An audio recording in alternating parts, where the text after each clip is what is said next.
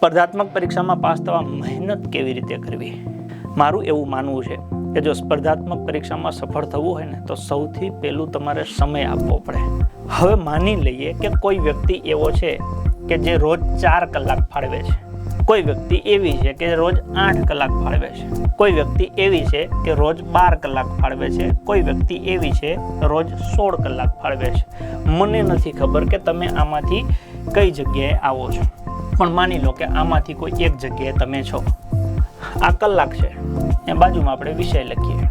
દિવસમાં તમારે તૈયારી માટે મિનિમમ માની લો કે તમે 4 કલાક સળંગ કે આખા દિવસમાં ટૂચક આપી શકતા હો, તો 4 કલાક આપી શકો ને તો એના માટે તમારે એક વિષય પસંદ કરાય. માની લો કે મેં આજથી તૈયારી ચાલુ કરીને મારે 4 કલાક બેસવું છે, તો હું 4 કલાકમાં એક જ વિષય ગમે તે હાથમાં લઈ શકું. ખ્યાલ પડે છે? જો હું મારી તૈયારી નવી હોય, મતલબ હું નવેસરથી તૈયારી ચાલુ કરું છું, અથવા તો હું પરીક્ષાની તૈયારી કરું છું, પાસ નથી થતો, તો મારું એવું માનવું છે કોઈ એક વિષયને રોજ 4 કલાક દેવા પડે.